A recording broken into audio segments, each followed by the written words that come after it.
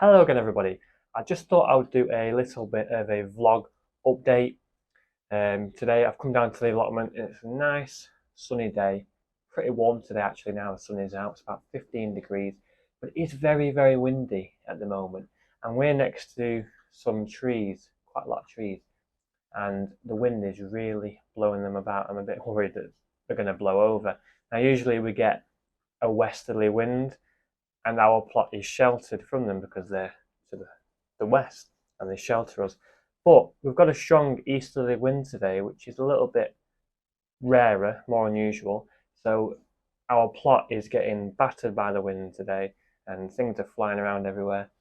So yeah, I'm having to move things and pick things up that have got all over the place. So it's a little bit annoying. But I'm going to be planting out some brassicas today. I can't really keep them in the greenhouse any longer. I've got a few Brussels sprouts, I've got some kale, I've got some broccoli, cabbages, and eventually I'm going to be planting these kalettes out as well once they're a little bit bigger. But they're getting a little bit big for these modules now. You can see they're they're completely filling up the modules now. So it's time for me to get these brassicas outside.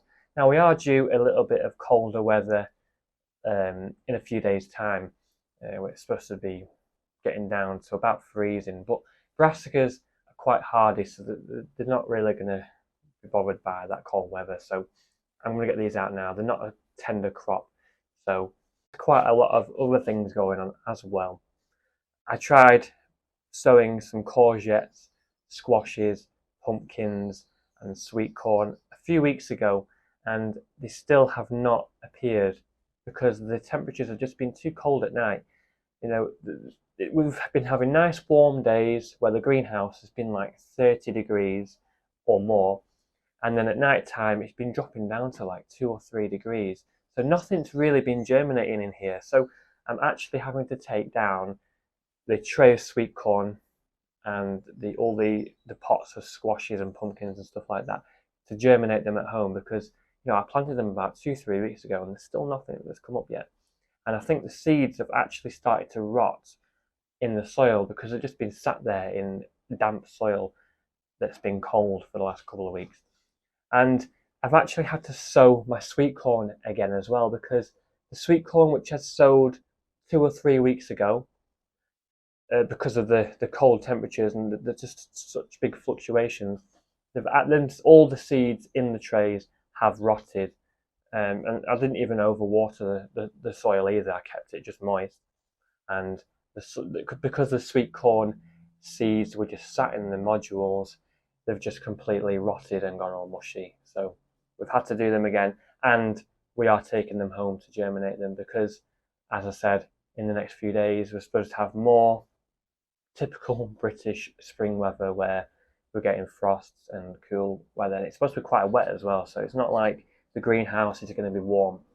So obviously that also brings me to the tomatoes, which are down, which I potted on a few days ago, and well, actually last week now. But yeah, I'm probably going to have to cover these with fleece and keep this greenhouse closed because yeah, we don't want to be losing them. We've got 40 varieties and there's a lot of them. So, there's about like 5 6 trays of tomatoes here. So I don't really have the room at home to be evacuating these. So we're going to have to be really careful in the next few days because if I lose these, I may rage quit gardening for a few days. Not gonna lie, well, I won't be very happy. I'll tell you that now. So, yeah, we need to make sure that we are guarding these with our life. And with everything else, there's quite a lot of things in here. We've got our peppers in here, which, like the tomatoes, we have to protect. And we've also got a lot of beans sown. Now, they are just starting to pop up. So they haven't minded the cooler weather at night too much. So they're coming up, and thankfully I can probably keep them in the greenhouse and they will still do all right. We've got cucumbers in here to watch those as well. And We've got all sorts. We've got cornflowers ready to go out over here. We've got all these cornflowers here, blue ones. I like the colour blue, if you cannot tell.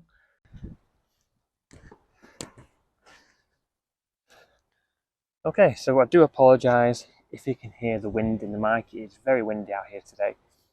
But this is one of my brassica beds. I've got a couple of others. And I've stuck a lot of well-rotted horse manure in here in the autumn. And I'm also going to be applying a bit of bloodfish and bone when I'm planting these as well. And make sure that I'm firming down the ground around the cabbages and the kale, which I'm planting in here, by the way, cabbages and kale. I'm going to firm the ground around it because brassicas like quite a firm bed to grow in. Now, they also like soil that isn't acidic as well, because a soil that is acidic can promote club root, which is a big problem in brassicas, and it can really stunt their growth. It's where the roots go all gnarly and horrible, and you don't really end up with a good plant. So I've applied a little bit of garden lime in here a few months ago, and I've mixed that in so it's not acidic. And the well-rotted horse manure, and I'm also going to be putting a little bit of bloodfish and bone in each hole as well. Now the cabbages which I'm planting in here, the variety is called Golden Acre Primo 2. It's a really nice variety. It's one of our favourites, a good reliable variety, and it's just a really tasty cabbage. And we've also got kale as well. I can't remember the name. It's a different variety of kale. I will put the words over the screen so you know what it is. And of course, as you can see, I have these hoops, this MDPE pipe, and I've got this scaffolding netting as well. I always net all my brassicas over because we have a really big problem with pigeons on this site. And if I were to leave them unnetted for one day, they would be completely stripped to nothing. So yeah, I need to make sure I'm netting them over. I do envy the people that can just plant brassicas in their garden and they're completely uncovered and they don't get nibbled at all. So yeah, it is what it is. We have to net over our brassicas.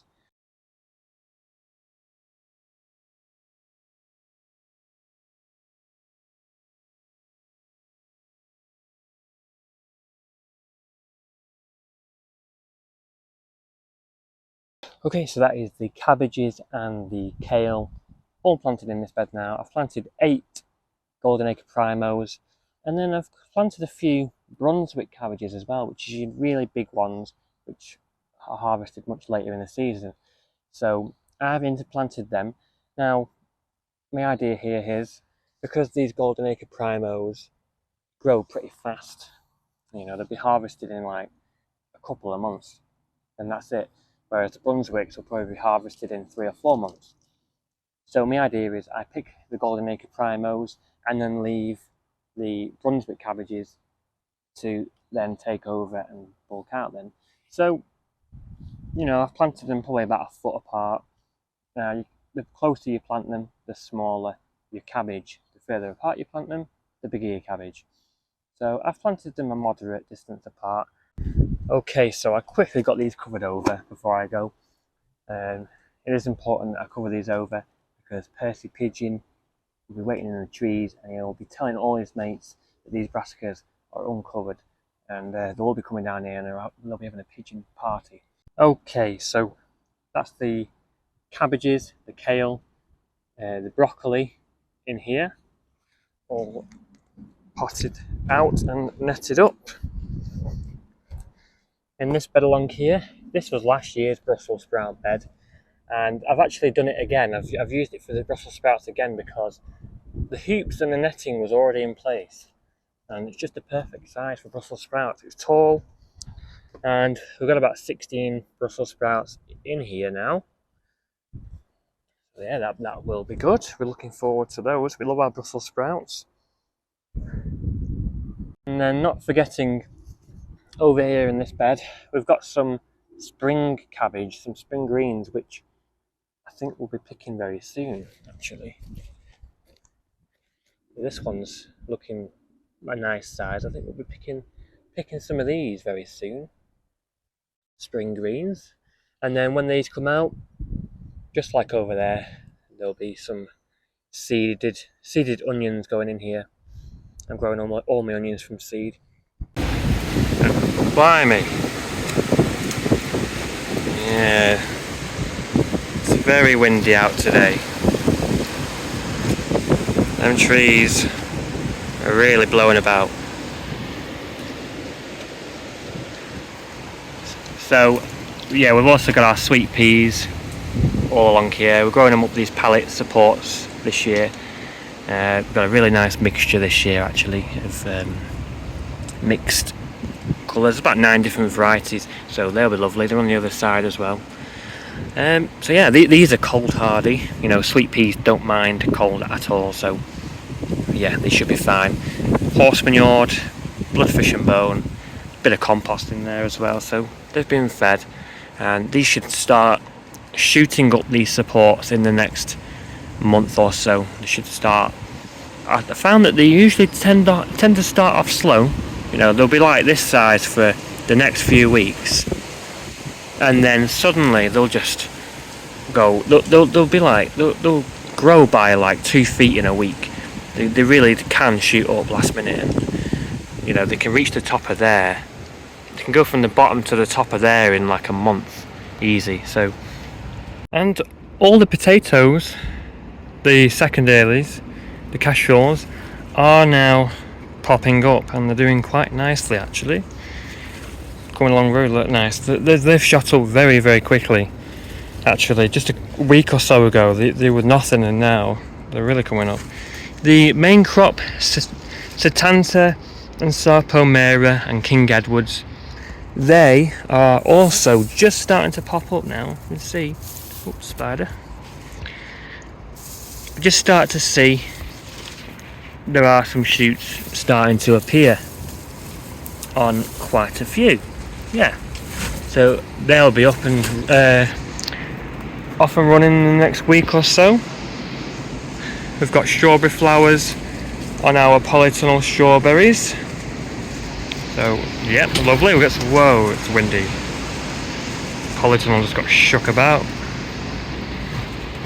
Well, luckily the cover is buried all around the side, so it shouldn't be going anywhere. Famous last words. I'll touch wood. Yeah, so potatoes are off and on the go. Okay, so that was my, whoa, I fell over. So I just wanted to do a little bit of an update because there is quite a lot going on at the moment. Things going out, non-tender things. Tender things still aren't going to be going out for a while, I think. Probably at the end of May at least. So yeah, I hope you enjoyed the video. Let me know in the comments below what brassicas you're growing this year. So thank you very much for watching. I hope you enjoyed the video. If you did, then hit that like button. It really helps out a lot. And if you haven't already, subscribe to the channel so you can see when I upload new content just like this. I hope to see you in the next video. Happy gardening and stay safe.